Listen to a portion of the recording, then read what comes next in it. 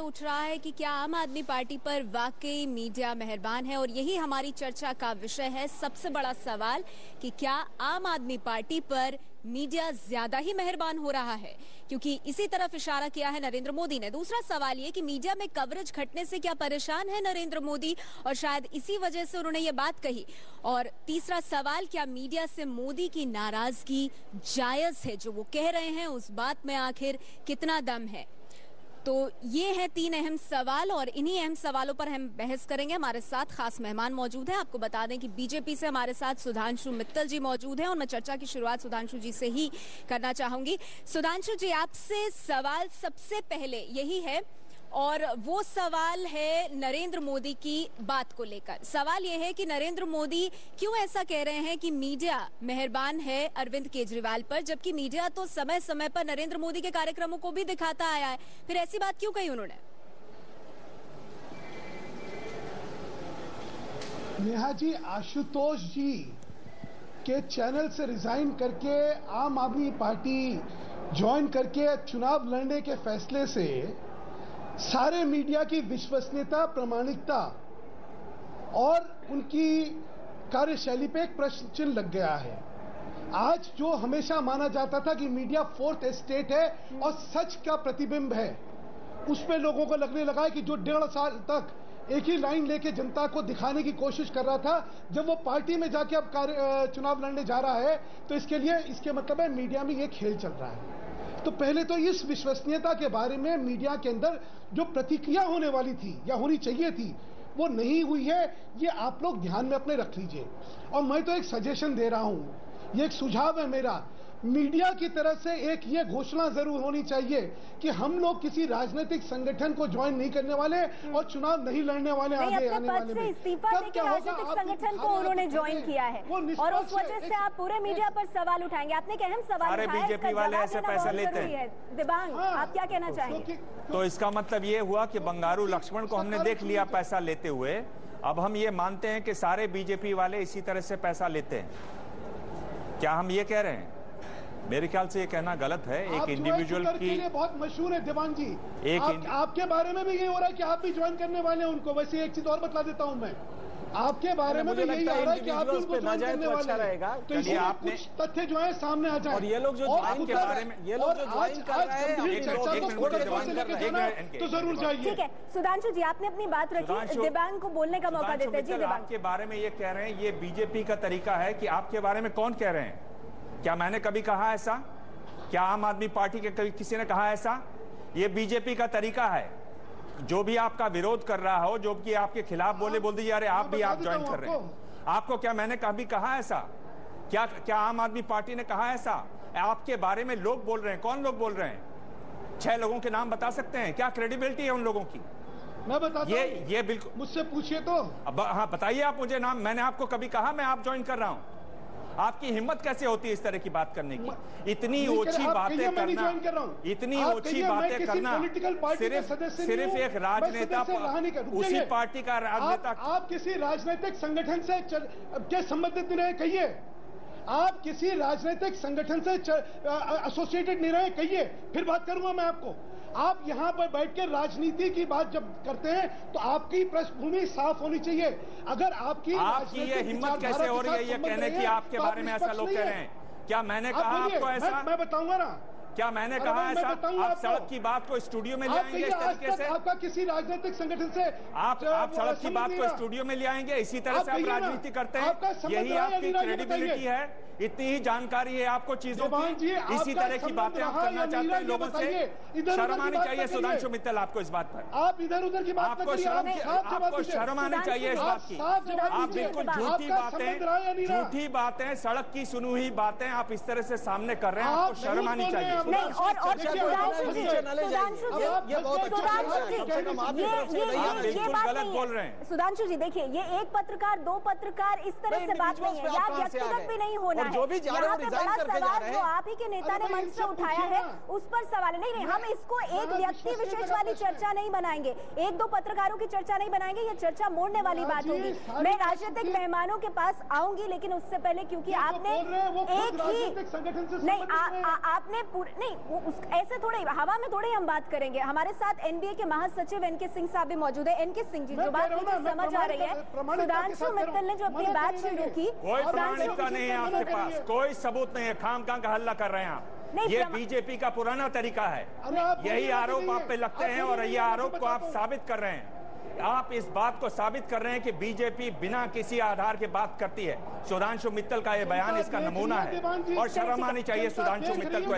सुधांशु मित्तल जी, आप दोनों ने अपनी बात रखी, शर्म आनी चाहिए आपको ये बात कहते हुए। सुधांशु जी, ऐसे नहीं चलेगा ना, लगातार आप इसमें चिल्लाते जा रहे हैं और शर्म आनी चाहिए आपको। झूठ को बोलना और 600 बार बोलना ये आपकी आदत है, पुरानी आपकी पार्टी की आदत है और आपको इसके लिए शर्म आनी चाहिए।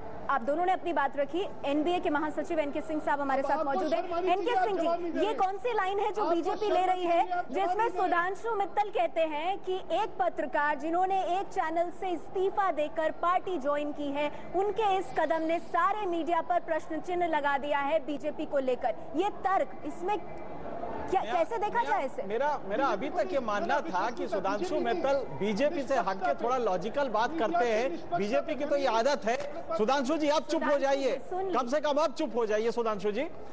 बीजेपी की आदत रही है, इसमें कोई तरह, इसको बिल्कुल सही कह रहे दिमाग। लेकिन सुधांशु के बारे में हम ये मानते थे कि ये लॉजिकल बात करते हैं, लेकिन मुझे ताज्जुब हुआ देख के कि इतना हल्का लॉजिक दे रहे हैं। उसमें दो बातें हैं, जो गया है वो रिजाइन करके गया है, पूरी तरह से सारी चीजों से इस्तीफा देके गया है, एक बात यह है। दूसरा, अनसब्सटेंशिएट आप एक मिनट पे इतने बड़े एक डिस्कशन में आप किसी दिबांग को कह देंगे, किसी एनके सिंह को कह देंगे, मेरे ख्याल से बहुत हल्का लगा। इसके स्तर को इतना नीचे ना ले जाइए, आपकी गरिमा के लिए अच्छा नहीं है, बीजेपी के लिए तो खैर मैं मानता हूं कि बीजेपी ये करती रहती है।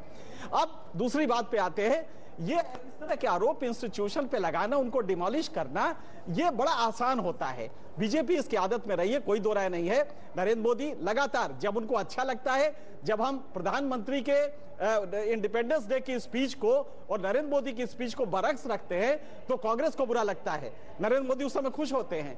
तो ये बड़ी इजी होती है कि आप मीडिया को, ये वीपिंग बॉय है, आप कभी भी इस पे आरोप लगा दीजिए। पहले आप लगाता था, आप कहता था कि नहीं साहब मीडिया हमें नहीं कवर कर रहा है। आज सुधांशु मित्तल कह रहे हैं, बीजेपी कह रही है, कल कांग्रेस कह रही थी। मुझे याद है जब अन्ना हजारे का आंदोलन शुरू हुआ, एक पब्लिक कॉज होता है, एक बड़ा पब्लिक कॉज है, उसको लेके मीडिया बहुत सेंसिटिव होती है। तो जिन चीजों पे मीडिया की तारीफ होनी चाहिए, उसको लेके हमें लगता है कि बीजेपी, कांग्रेस या पॉलिटिकल पार्टीज, इनको जब सूट करता है तो मीडिया को मेलाइन करना शुरू करती है। तो और ये लगता है कि बहुत आसान है, सबसे आसान यही है जो दिबांग का इन्होंने किया है, ये उसी का एक रिफ्लेक्शन। आपने बताया कि जब नरेंद्र मोदी लगातार दिख रहे थे और कोई नहीं दिख रहा था और कांग्रेस पे हमले कर रहे थे, तब बीजेपी ने शिकायत नहीं की। जब से अरविंद केजरीवाल दिखने लगे हैं, तब से क्यों बीजेपी ये शिकायत कर रही है? क्या नरेंद्र मोदी घबरा गए हैं, क्या तनाव में है अरविंद केजरीवाल को लेकर? इसका जवाब लेंगे, बाकी मेहमानों से भी बात करेंगे, लेकिन आगे बढ़ने से पहले एक नजर कि क्या आम आदमी पार्टी पर मीडिया कुछ जरूरत से ज्यादा ही मेहरबान है, क्योंकि ऐसा ही कुछ कहा कल नरेंद्र मोदी ने गोवा के मंच से। लेकिन इससे पहले की चर्चा को आगे बढ़ाएं, आपको ये बता देते हैं कि इससे पहले नरेंद्र मोदी मीडिया की तारीफ भी कर चुके हैं, क्योंकि जब उन्हें दिखाया गया तो उस वक्त नरेंद्र मोदी ने अपनी कवरेज को लेकर कहा था कि उनकी इतनी कवरेज टीवी पर होती है कि उससे कांग्रेस वाले जलते हैं। क्या कहा था उन्होंने, सुनिए। उनको चिंता प्रधानमंत्री का भाषण लाइव टेलीकास्ट होता है, सामने मोदी का क्यों होता है उसकी चिंता नहीं है। उनको परेशानी इस बात की हुई कि 27 अक्टूबर को पटना में राजनाथ सिंह और मोदी भाषण दे रहे थे और दिल्ली में उनके शहजादे दे रहे थे, और मीडिया वालों ने गलती ये की कि शहजादे को दिखा तो रहे थे लेकिन सुनाने नहीं देते थे। वहां दिखते थे भी मोदी, सुनाई भी देते थे मोदी। तो सुना आपने नरेंद्र मोदी को। गोपाल राय जी, आपसे जानना चाहूंगी, ये बदले बदले से सुर क्यों है नरेंद्र मोदी के? पहले जिस मीडिया की तारीफ करते थे, अब कह रहे हैं कि वो आपकी पार्टी पर मेहरबान हो गया है। देखिए, कुल मिलाकर के भारतीय राजनीति में 8 दिसंबर के बाद जो नया अध्याय शुरू हुआ है, हम पहले समझते थे कि शायद सचमुच नरेंद्र मोदी जी एक मजबूत व्यक्तित्व हैं, लेकिन कल जिस तरह से गोवा में उन्होंने अपने भाषण दिए और उनको अपने चेहरा बचाने के लिए पारीकर और अटल जी का नाम लेना पड़ा, कहीं ना कहीं ये दिखा रहा है कि नई राजनीति की जो शुरुआत हुई है उससे एक बौखलाहट या घबराहट तो पैदा हुई है भाजपा के अंदर भी और नरेंद्र मोदी जी के भी अंदर भी। हमें लगता है कि ये उस चीज का संकेत दे रहा है, न सिर्फ यही घटना हो रही है बल्कि और भी बहुत सारी घटनाएं हो रही हैं जिससे ये साफ जाहिर हो रहा है कि भारतीय जनता पार्टी के लोग जिस मोदी को लेकर के आगे बढ़े हैं उनके मन में एक डर पैदा हो गया है कहीं मोदी भी पीएम इन वेटिंग न रह जाएं आडवाणी जी की तरह, और वो बौखलाहट साफ दिख रही है, चौतरफा दिख रही है। ये बौखलाहट है जो इस रूप में सामने आ रही है। कांग्रेस पार्टी से मीम अफजल साहब हमारे साथ मौजूद है। मीम अफजल जी, आपको क्या लगता है, क्योंकि शकील अहमद तो ये कह रहे हैं कि कहीं तनाव तो नहीं है नरेंद्र मोदी को केजरीवाल का, जो वो ये सब कुछ कह रहे हैं?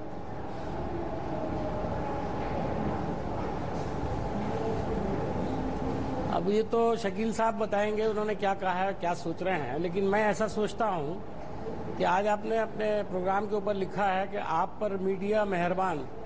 मेरे ख्याल में काफ़ी मेहरबानी आपने देखा होगा। हमने पहले शिकायत भी की है, मैं इसका इकरार करता हूं कि खुद हम भी शिकायत करते थे कि नरेंद्र मोदी जी अभी वहां अहमदाबाद से निकल गए हैं, अभी बाथरूम जा रहे हैं, क्या कमेंट है आपका, अभी निकले हैं, अभी उन्होंने खाना खाया है।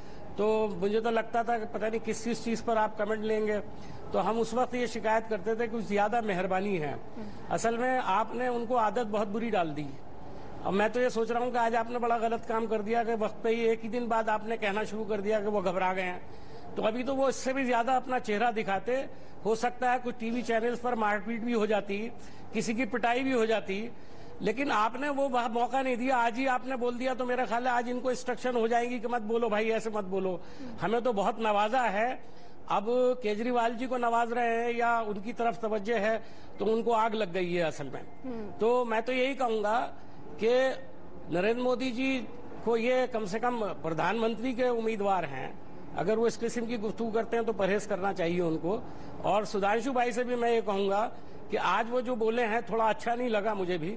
दिबांग एक बड़े पुराने जर्नलिस्ट हैं और उनका अपना एक मकाम और वकार है, और जो चले गए आपके अंदर उनका भी अपना एक मकाम है। मैं खुद जर्नलिज्म से पॉलिटिक्स में आया हूँ, उसका एक प्रोसेस होता है, मैं इसको जानता हूँ। और बराबर में मेरे भाई बैठे हुए हैं, हाँ। इनको भी आप देख लें, वो भी जर्नलिज्म से ही पॉलिटिक्स में आए और वापस आज जर्नलिज्म में हैं। ऐसे बहुत सी मिसालें हैं। तो कभी कभी आदमी के दिमाग में एक बात होती है, मैं इसको बिल्कुल इसलिए नहीं कि मैं खुद सियासत में आया, लेकिन मैं समझता हूँ आपका ये मानना है कि इस तरह के बयान नरेंद्र मोदी की तरफ से अगर आ रहे हैं तो ये सवाल खड़े करता है। ऐसे बयानों को फेस वैल्यू पर आप नहीं ले सकते। संतोष भारती जी, वरिष्ठ पत्रकार, हमारे साथ इस चर्चा में जुड़े हुए हैं। संतोष भारती जी, आपने सभी पक्षों को सुना। एक सवाल यहाँ पर ये कि क्या ये नरेंद्र मोदी की घबराहट है, बौखलाहट है जो इस बयान के रूप में सामने आई है? नेहा जी, टेलीविजन एक ड्रामा है, बड़ा ड्रामा जो करता है उसके ऊपर टेलीविजन का कैमरा लगता है। अब तक नरेंद्र मोदी जी ने ड्रामा किया, उनको खुद को अकेले देखने की आदत टेलीविजन के ऊपर हो गई थी। पर अरविंद केजरीवाल की जीत और उनकी शपथ ग्रहण समारोह में नरेंद्र मोदी के भीड़ से बड़ी भीड़ दिखाई दी, टेलीविजन को वो आकर्षक लगा, और वहां से जो नए प्रयोग दिल्ली में हुए उससे टेलीविजन ने दिखाना शुरू किया। इसलिए हो सकता है थोड़ी बौखलाहट हो, पर सवाल दूसरा है, सवाल तर्क का है जो सुधांशु जी ने दिया। अगर ये तर्क हम माने सुधांशु जी का, इज्जत करते हैं हम उस तर्क की, इसका मतलब गृह सचिव आर.के. सिंह ने जितने फैसले लिए, क्या भारतीय जनता पार्टी और आरएसएस के पक्ष के लिए? जितने सेनाध्यक्ष, सेना के अधिकारी उनकी पार्टी में शामिल हुए, क्या उन्होंने सीमा पर बीजेपी का एजेंडा लागू किया? ये सवाल है। सीएजी उस समय के चतुर्वेदी जी इनकी पार्टी में शामिल हुए, क्या उन्होंने बीजेपी का एजेंडा सीएजी रहते हुए लागू किया? नहीं। ये सब ईमानदार और सही लोग थे, इन्होंने अपने अंदर की आवाज के साथ अपना काम किया। नेहा, एक मिनट, और भी मेहमानों के बहुत सारे सवाल हैं और सब बीजेपी से, क्योंकि इस तरह के सवाल खड़े करके कहीं ना कहीं विवाद जो है वो जरूर पैदा हो जाता है। ठीक है संतोष जी, इस चर्चा को हम आगे बढ़ाएंगे। सुधांशु जी, आपसे भी जवाब लूंगी। एक छोटा सा ब्रेक, हम जल्द लौटते हैं। ये हमारी कि क्या आम आदमी पार्टी पर मीडिया मेहरबान हो गई है, और ये सवाल खड़ा हुआ है बीजेपी के प्रधानमंत्री पद के उम्मीदवार नरेंद्र मोदी के बयान के बाद। कल मंच से उन्होंने कुछ इसी तरह की बात। हमारे साथ सभी मेहमान बने हुए हैं। सुधांशु मित्तल जी, आपसे बहुत सारे सवाल हैं। शुरुआत इसी सवाल से कि जो नरेंद्र मोदी मीडिया के बारे में अच्छी बात करते थे, मीडिया से खुश रहते थे कुछ महीनों पहले, उनके सुर अचानक बदल गए क्योंकि अब केजरीवाल भी उस रेस में शामिल हो गए हैं। उनके अगर बयान को कल आप देखें तो उन्होंने ऐसा कुछ नहीं कहा जिसको कि आप इस तरह इंटरप्रेट कर रही हैं। लेकिन मैं दूसरी एक चीज आपसे पूछना चाहता हूं, क्योंकि जब ये चर्चा चालू हुई थी तो क्या मीडिया आम आदमी पर मेहरबान है, ये विषय था। मैं आपको कुछ 2-3 चीजें आपके जहन में लाना चाहता हूं, फिर आप उसका जवाब देखिएगा। 5 विषय थे आम आदमी के। वो कहते थे हम तो हैं खास और आम आदमी है आम है। किन 5 चीज को लेके? सुरक्षा, घर, गाड़ी, जनता से कटे हुए हैं हम लोग और भ्रष्टाचारी हैं हम लोग। अब इन 5 पे आचरण देखिए, और मुझे लगता था इनके आचरण को देख के आप लोग प्रश्न चिन्ह उठाएंगे। ये रहा सुरक्षा वाला जवाब। ये रहे इनके दिनेश सिंह जो दिल्ली पुलिस के इंस्पेक्टर हैं, जो इनके सुरक्षा के साथ पहले दिन से जुड़े हुए हैं, लेकिन इन्होंने सुरक्षा नहीं ली। इन्होंने घर का क्या करा वो आपने खुद ही नहीं देख लिया कि किस तरह 10 कमरे का घर ये लेने को तैयार हो गए थे। गाड़ियां इनके सारे मंत्रियों ने ले ली। हम लोग जो थे खास थे क्योंकि हम लोग गाड़ियां लेते थे। भ्रष्टाचार पे शीला दीक्षित के 370 पेज की चार्जशीट इनके पास थी। जब से इनके पास महकमा आया तब से वो चार्जशीट अभी तक फाइल नहीं कर रहे, क्योंकि कांग्रेस के साथ इनका जो है संबंध है उनके ऊपर आश्रित है सरकार चलाने में। नहीं तो आपको ऐसा क्यों लग रहा है कि मीडिया मेहरबानी कर रहा है आम आदमी पार्टी पर? ने करा होता नहीं, ये तो आम आदमी पार्टी, ठीक है, ये आपके आरोप है आम आदमी पार्टी पर, लेकिन मीडिया की मेहरबानी आपको कहां से लगती है इसमें? मेरा प्रश्न नहीं, मेरा प्रश्न मेरा प्रश्न मीडिया पे क्या हो रहा है? अगर ये आचरण किसी और राजनीतिक संगठन का हुआ था तो आप लोग क्या करती? ऐसा चीरा फाड़ा होता कि पूछे नहीं, हम लोग गली में सुधांशु मित्तल जी, लगता है आप चैनल नहीं देखते हैं। क्लब की तरह से आम आदमी पार्टी की जो कमियां हैं उनको भी दिखाया जाता है। शनिवार को जनता दरबार में अव्यवस्था हुई, उसे दिखाया। आज 5:30 के बुलेटिन में जहां पर पानी की पाइपलाइन नहीं पहुंची है, जहां टैंकर माफिया काम कर रहा है, उसे दिखाया जा रहा है। सुधांशु जी, क्या बात कर रहे हैं आप? मैं आम आदमी की जो खास बातें थी उनकी जिक्र कर रहा हूं आपको। कोई भ्रष्टाचार वाला विषय नहीं उठा रहा कि शीला दीक्षित पे अभी तक केस क्यों नहीं रजिस्टर हुआ, क्यों ये सिक्योरिटी पर्सनल इन्होंने ले रखा है, दिल्ली पुलिस का दिनेश सिंह क्यों ले रखा है। ये जो जिन बातों पे देखिए, ये सारा चुनाव 5 बातों पे लड़े थे। तो मीडिया मेहरबान हो गया? बातों के में कैसा उल्लंघन कर रहे, कैसा झूठ बोल रहे हैं। तो ये मीडिया मेहरबान हो गया? मतलब मीडिया उठा नहीं रहा, मीडिया दोनों तस्वीरें दिखा रहा है, आप फिर भी मानते मीडिया उठा नहीं रहा? You are dealing with him with kids club. Dibang, You are dealing with him with kids club. इनका पूरे मीडिया पर सवाल कि आम आदमी पार्टी की सिर्फ अच्छी बातें दिखाई जा रही हैं और कहीं उन्हें पुल अप नहीं किया जा रहा है। मेरे ख्याल से कहना गलत है, ये सरासर आरोप है। दरअसल में एक तरीके से ये थोड़े बौखला गए हैं। एक तो आम आदमी पार्टी को जो सफलता मिली है दिल्ली से, वो बात। दूसरी बात क्या है कि मीडिया, जिस तरह का मीडिया का नेचर है, उसमें दिल्ली की खबरें दिखाई जाती हैं। वो दिल्ली नेशनल मीडिया है, दिल्ली की खबरें दिखा रहा है, तो दूर दराज के इलाकों में बैठे हुए लोग भी आम आदमी पार्टी देख रहे हैं। उससे ये और बौखला गए हैं, क्योंकि आप देखें जिस तरह का वोट बैंक मोदी का है, जिन लोगों को वो लुभाते हैं, उनमें बहुत विचारधारा को यहाँ पे इनको मैं बीच में नहीं रोक रहा था। इनको मैंने बीच में नहीं रोका। सुधांशु मित्तल, मैं आपको बीच में नहीं रोक रहा था। सुधांशु मित्तल, मैं आपको बीच में नहीं रोक रहा था।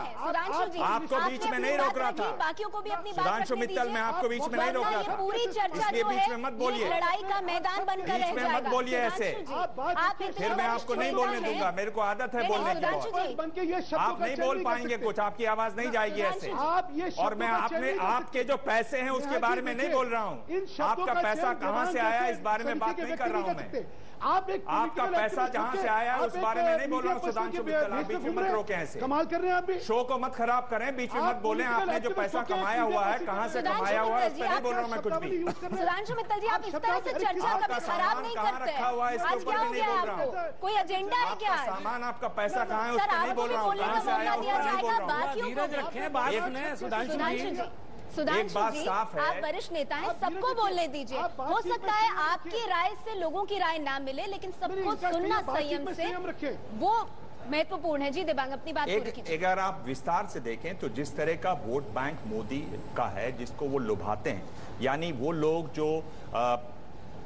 जो हमारी मुख्य पार्टी है कांग्रेस की वजह से और बीजेपी की वजह से जो नोटा की कैटेगरी में आ गए थे, वो लोग युवा और मध्य वर्ग, ये वो लोग थे जिनको मोदी लुभाने की कोशिश कर रहे थे, लुभा भी रहे थे।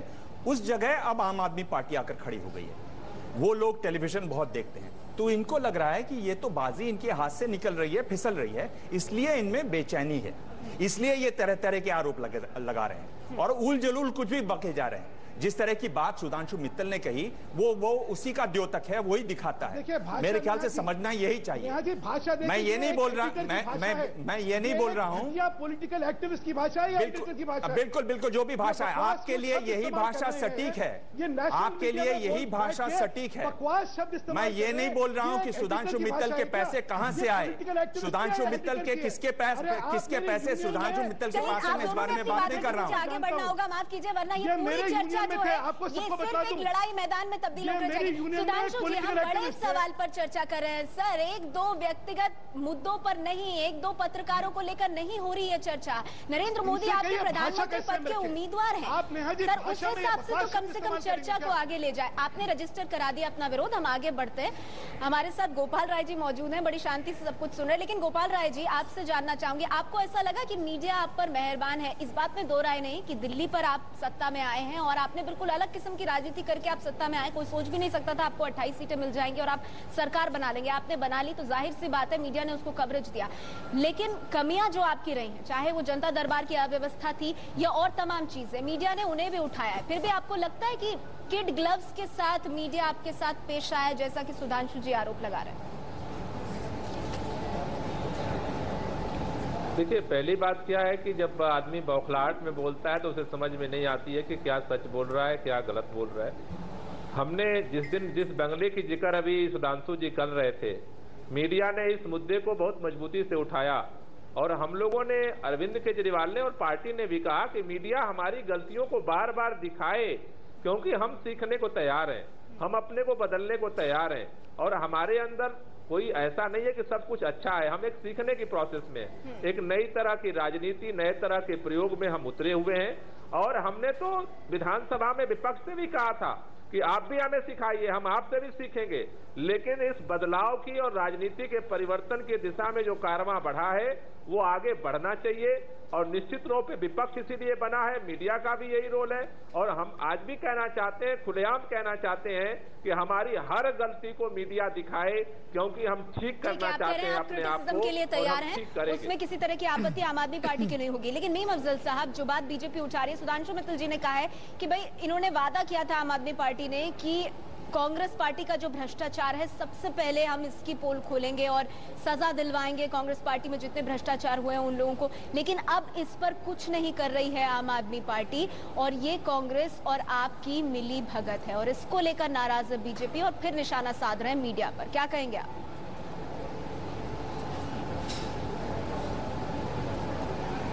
देखिए, पहली बात तो ये कि आप पूरे आज़ाद हैं, जो भी कार्रवाई करना चाहें। हम लोगों ने हमेशा कहा है कानून के अनुसार हमारे खिलाफ कोई कार्रवाई करना चाहें बड़े शौक से जरूर करें, जितनी भी वो बात करते हैं। और मेरे ख्याल में कहीं कहीं पर छोड़ा नहीं है उन्होंने हमको, बार बार इस बात को दोहराया है। और आम आदमी पार्टी का हर आदमी ये बात बोलता है कि कांग्रेस के अंदर भी कोई अगर भ्रष्टाचारी है हम उसे नहीं छोड़ेंगे, जेल भेजेंगे। हम तो कहते हैं हम जेल जाने के लिए तैयार हैं। दूसरी बात, मैं अभी बुनियादी बात करूंगा। देखिए, ये जो कह रहे हैं कि आप मेहरबान हो गए हैं उन पर, मैं आपको एक वाकया याद दिलाता हूं। अभी परसों जब जनता दरबार केजरीवाल जी का फेल हो गया था, यानी उसमें प्रॉब्लम हो गई थी, तो सारे दिन मीडिया ने जो रिपोर्ट्स दिखाई हैं वो मैं नहीं समझता हूं कि उनके फेवर में थी। वो मीडिया ने उनके खिलाफ ही दिखाया कि आप करने से पहले सोचिए और सोचने के बाद इंतजाम करके कोई काम कीजिए। ये मीडिया का एक मुख्तसर में भ्रष्टाचार, कांग्रेस के भ्रष्टाचार का क्या, उस पर क्यों नहीं कुछ कर रही है आम आदमी पार्टी की सरकार? ये बौखला गए हैं। ये असल में गैर जरूरी पब्लिसिटी के आदी हो गए हैं और ये समझ रहे हैं कि पब्लिसिटी के जरिए से प्रधानमंत्री बन सकते हैं खाली। तो मैं समझता हूं प्रधानमंत्री बनने के लिए बहुत काम करने की जरूरत होती है, बहुत संवेदनशील होना पड़ता है, बहुत सारी बातें ऐसी करनी पड़ती है। सीधा सवाल आपसे और मैं इसी का जवाब चाहूंगी आप और मुद्दों में ना उलझाएं। करने की बजाय ये अगर समझ रहे हैं कि मीडिया के जरिए प्रधानमंत्री बन जाएंगे, अभी तक मोदी ही मोदी दिखाई दे रहे थे और खुद नरेंद्र मोदी ने ये बात मानी है कि देखिए राहुल गांधी को नहीं दिखाया, हमें दिखाया। और इस बात को गर्व के साथ उन्होंने मंच से कहा सुधांशु मित्तल जी, और अब बिल्कुल बात उलट गई है। जी, नेहा जी, मैं एक बात जिसकी और बता दूं प्रामाणिकता जो है उसका कार्य होगा, पहले वो वायदों को या फिर लफाजी से घबराने वाला है क्या? तो मैंने ये बात कही आप कुछ तो विश्लेषण जो है वास्तविकता पे करें। उनकी 360 डिग्री की विश्वसनीयता है, उनके ईमानदारी की विश्वसनीयता है, उनके कार्यशैली की विश्वसनीयता है, कोई ईमानदारी की कार्यशैली की विश्वसनीयता नहीं है। आज तक बार सुप्रीम कोर्ट ने उनके बारे में टिप्पणियां की हैं। To understand this, Supreme Court की टिप्पणियों को मत भूलिए, ये सब कहते हुए मीडिया कार्यशैली क्या होता है जब लगातार सुप्रीम कोर्ट की टिप्पणियां आज जो हैं वो मीडिया की खिलाफत के बावजूद, मीडिया के हर तरह के अटैक के बावजूद हैं। तो नरेंद्र मोदी कोई मीडिया क्रिएशन है क्या? मीडिया ने तो बहुत कोशिश करी कि हर जगह नरेंद्र मोदी को सूली पे टांग दिया जाए। ये जो सर्वे दिखाया गया अभी कुछ दिन पहले सुधांशु मित्तल जी, टाइम्स ऑफ इंडिया और इप्सोस का, जिसमें 58% लोग जो हैं वो प्रधानमंत्री के लिए नरेंद्र मोदी को चाहते हैं, उससे आप नरेंद्र मोदी के अगेंस्ट कवरेज मानते हैं? वो जो सर्वे दिखाया गया उसमें मोदी बाकी 2 उम्मीदवारों से आगे बताए गए हैं। मैंने तो कहीं नहीं, उस वक्त तो आप लोग नहीं कहते कि मीडिया जो है वो बीजेपी पर मेहरबान है। खैर ऐसे कई सवाल हैं, बाकी मेहमानों से भी मैं बात करूंगी और इस पे जाने की कोशिश करेंगे। जो नई लाइन ली है बीजेपी ने अरविंद केजरीवाल को लेकर कि मीडिया मेहरबान हो रही है, कहीं ये नुकसान तो नहीं देगी बीजेपी को? इस पर आगे चर्चा करेंगे। एक छोटा सा ब्रेक, जल्द लौटते हैं। हमारी कि क्या आम आदमी पार्टी पर मीडिया मेहरबान है, कुछ इसी तरह की बात कल नरेंद्र मोदी ने गोवा के मंच से की। हमारे साथ सभी मेहमान बने हुए हैं। एनके सिंह साहब, आपसे संक्षेप में जानना चाहूंगी क्योंकि वक्त मेरे पास कम है, कि ये जो रणनीति बीजेपी ने अपनाई है और नरेंद्र मोदी ने जिस तरह से कहा कि टेलीविजन पर ही दिखते हैं अरविंद केजरीवाल, जबकि अब तक नरेंद्र मोदी को भी बहुत ज्यादा कवरेज टीवी पर मिली है, कहीं बीजेपी का ये दाव उल्टा तो नहीं पड़ जाएगा? नेहा, मैं आपके माध्यम से आपके व्यूअर से मुखातिब हूँ। ये पॉलिटिकल पार्टीज क्या कहती हैं, इनकी तो अजीब स्थिति है। ये किसी भी इंस्टीट्यूशन को डिमोलिश करके किसी के कंधे पे भी लात रख के खड़ी होना चाहती हैं। फैक्ट ये है कि आप याद करिए, जब अन्ना हजारे का आंदोलन चल रहा था उस समय मीडिया ने दिखाया, क्योंकि कॉज बड़ा था, एक बहुत बड़ा काज था, कंट्री का कलेक्टिव कॉन्शियसनेस अचानक बदल गया था, क्वालिटेटिव चेंज आया था। और डेमोक्रेसी की खूबसूरती ये होती है कि मीडिया उस कलेक्टिव कॉन्शियसनेस को रिफ्लेक्ट करता है। आप याद करिए, राहुल गांधी ने भट्टा परसोल में आंदोलन किया, हमारी 32 वैन्स लगी रही और 3 दिन तक राहुल गांधी ने क्या खाया, क्या पिया, किस दलित क्या गए, हर चीज दिखाया। लेकिन उसके बाद भी अगर वो नहीं अपील कर पाए तो हम इसमें क्या कर सकते हैं? उसकी जगह एक नई पार्टी आती है। आप याद करिए, जब काशीराम 84 में आए, उसके बाद लगातार मीडिया उनको हाइप करने लगा, क्योंकि एक नया फिनोमेनन था, एक दलित फोर्स उभर रही थी। यही स्थिति थी जब आज आप पार्टी आई है। जैसे ही दिल्ली में उसका परफॉर्मेंस देखा गया तो एक नया फिनोमेनन है जो कि पूरे कंट्री के लिए एक नया मैसेज दे रहा है, एक क्वालिटेटिव चेंज है भारत के डेमोक्रेसी में। अगर हम इसको ना दिखाएं तो क्या दिखाएं? अगर इस पे बीजेपी को ऐतराज हो रहा है, कांग्रेस को ऐतराज हो रहा है, तो मुझे समझ में नहीं आता कि क्या इतना भी टॉलरेंट ये नहीं है, जबकि 65 साल की डेमोक्रेसी में कम से कम टॉलरेंस का लेवल इससे बेहतर होना चाहिए। और बजाय इंस्टीट्यूशन को डिमोलिश करने के, ये अपने गरिबान में जान के देखें कि क्या वजह है कि पब्लिक नहीं रिसीव कर रही है। अहम बात कह रहे हैं संतोष भारती जी, आपसे यही सवाल मेरा कि बीजेपी ऐसा क्यों कह रही है? क्या बीजेपी ये मानती है कि मीडिया से ही कोई सरकार बन जाती है, बिगड़ जाती है? अगर बीजेपी ये मानती है तो इससे बड़ा धोखा कोई अपने आप को दे नहीं सकता। दूसरी चीज, दिल्ली में अरविंद केजरीवाल 0 से 28 पर पहुंचे और भारतीय जनता पार्टी जिसने 62 या 63 सीटें जीतने का मन बना रखा था, बहुमत से पीछे रह गई। पिछले 15 साल इन्होंने सशक्त सक्षम विरोध का एक उदाहरण पेश नहीं किया, सिर्फ रिचुअल्स निभाए। अभी भी अगर भारतीय जनता पार्टी को मीडिया में आना है या नरेंद्र मोदी को भी दिखाना है, उनका एरिया पूरा देश है, लेकिन दिल्ली में क्यों अरविंद केजरीवाल जी के वादे पूरे न करने के खिलाफ भारतीय जनता पार्टी सड़कों के ऊपर अभी प्रदर्शन कर रही है? नई सरकार है, उसका दबाव बन सकता है, लेकिन वो उनके दिमाग में नहीं आता है। आप दूसरों की आलोचना करने के लिए, उनका अशगुन करने के लिए अपनी आंख फोड़ लें, ये तो बुद्धिमानी नहीं है। लेकिन हमारे यहाँ कहावत है कि सामने वाले का अशगुन करने के लिए हम अपनी आंख फोड़ लेते हैं, उसको सवेरे मुंह दिखाएंगे। कुछ कहना चाहते हैं जी दिव्यांग, संक्षेप में? और अगर आप देखें तो ऐसा नहीं है कि मीडिया ने लगातार अन्ना के आंदोलन और अरविंद केजरीवाल को कवरेज दी है। एक समय ऐसा भी आया था जब अरविंद केजरीवाल कहते घूम रहे थे कि मीडिया पर बड़े बड़े कॉर्पोरेट्स का दबाव है कि उनकी खबरें न दिखाई जाएं। ये भी कहा अरविंद केजरीवाल, लगातार कहते और ये लगातार उन्होंने बहुत देर तक इस बात को कहा कि भाई हमारी खबरें ही नहीं दिखा रहे। ये वो दिन थे जब वो लगातार एक के बाद एक कागज निकाल के आते थे अलग अलग लोगों पर और वो प्रेस कॉन्फ्रेंसेस लंबी लंबी करते थे। शुरुआत में वो लंबी कवर हुई और धीरे धीरे प्रेस कॉन्फ्रेंसेस की कवरेज कम हुई और कई प्रेस कॉन्फ्रेंस मीडिया ने कवर भी नहीं की। तो ऐसा नहीं है कि मीडिया को बड़ा मोह है, ऐसा नहीं है कि मीडिया सिर्फ एक ही तरफ देखता है, ऐसा नहीं है कि मीडिया कहीं बिका हुआ है और एक ही तरफ की बातें करता है। तो ये चीज राजनेताओं को, ये चीज विपक्षी लोगों को ये चीज समझ लेनी होगी कि मीडिया आपको दिखाएगा, आप गलती करोगे तो मीडिया उतने ही जोर से चिल्लाएगा जितनी जोर से मीडिया चिल्लाता है जब आप अच्छा काम सुधांशु मित्तल जी से मैं जवाब लेती हूँ। सुधांशु जी, क्या लगता है बीजेपी को, आप लोगों को क्या लगता है कि मीडिया चाहे जो भी करे, क्या मीडिया से ही सरकारें बन जाती हैं? क्या प्रधानमंत्री सुधांशु मित्तल को सबसे पहले माफी मांगनी चाहिए जो उन्होंने आज कहा उसके लिए। सुधांशु मित्तल को कहना चाहिए आई एम सॉरी, मैं बिना किसी जानकारी के, बिना किसी प्रूफ के आपके खिलाफ मैंने एक बात कही, मैं इस बात के लिए माफी चाहता हूं। पर सुधांशु मित्तल ऐसा नहीं कर पाएंगे क्योंकि माफी मांगने के लिए दिल बड़ा होना चाहिए। ये वो पार्टी है जिसका दिल और दिमाग बहुत छोटा है, उसके एक नमूना है सुधांशु मित्तल। इनको माफी मांगनी चाहिए कि मेरे पास कोई जानकारी नहीं थी दिमाग आपके बारे में, मैंने सड़क की बात को आज चैनल पे कहा जो मुझे नहीं करना चाहिए था, पर ये नहीं कर पाएंगे इस बात को। इन्होंने सड़क की बात को उठा के आज जो किया ये बहुत गलत किया आप, क्योंकि झूठ बोल रहे हैं। इनके पास दिल और दिमाग इनका छोटा है, ये माफी नहीं मांग पाएंगे। मैंने इनको माफ किया, मैंने आपको माफ किया, अपनी बात रखिए। राहुल गांधी की केरल की तस्वीरें दर्शक देख रहे हैं इस वक्त। केरल पहुंचे हैं राहुल गांधी, केरल का दौरा ये राहुल गांधी का, और आप इन तस्वीरों में देख रहे हैं किस तरह से वहां पर भारी संख्या में समर्थक है। युवा कांग्रेस की पदयात्रा है ये केरल दौरा राहुल गांधी का, जिसकी ये तस्वीरें हम दिखा रहे हैं अपने दर्शकों को। लोकसभा चुनाव से पहले राहुल गांधी लगातार पार्टी में बदलाव लाने की कोशिश कर रहे हैं। ये युवा कार्यकर्ताओं की पदयात्रा और इसमें मौजूद हैं राहुल गांधी। केरल का ये उनका दौरा और आप देख रहे हैं किस तरह से वहां पर समर्थकों का हुजूम है, नारे लगाए जा रहे हैं राहुल गांधी के समर्थन में। केरल पहुंचे हैं राहुल गांधी।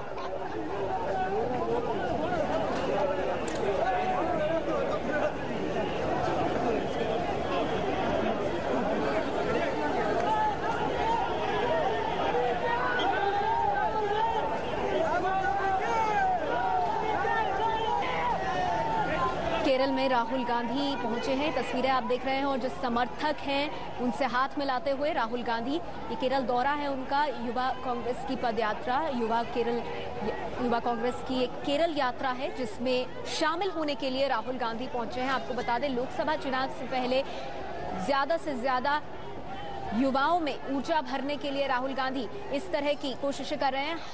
हमारे साथ इस बीच जुड़ गई है एबीपी न्यूज संवाददाता रोहिणी स्वामी, उनसे बात करते हैं। रोहिणी, ये तस्वीरें हम देख रहे हैं, राहुल गांधी ऐसा लग रहा है पुलिस की गाड़ी पर चढ़े हुए हैं और उनके आसपास समर्थक दिखाई दे रहे हैं काफी।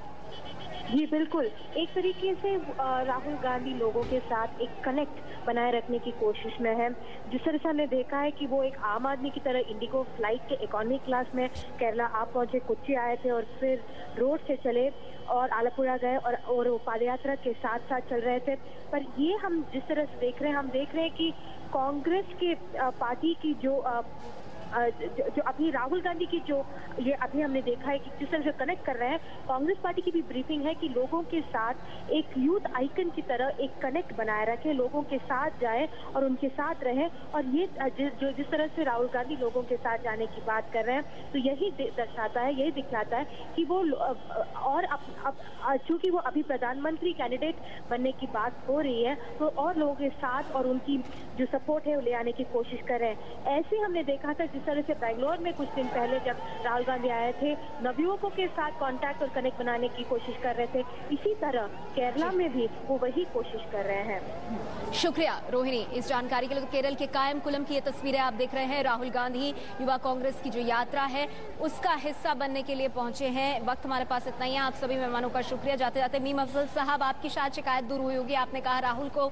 नहीं दिखाते, केजरीवाल को दिखाते हैं और मोदी को दिखाते हैं, राहुल गांधी की ये तस्वीरें भी दिखाई और सिर्फ मीडिया के कहने भर से या दिखाने भर से सरकारें नहीं बनती, जनता देश की बहुत ज्यादा समझदार है। शुक्रिया आप सभी मेहमानों का। एबीपी न्यूज पर आगे देखिए आज की बात।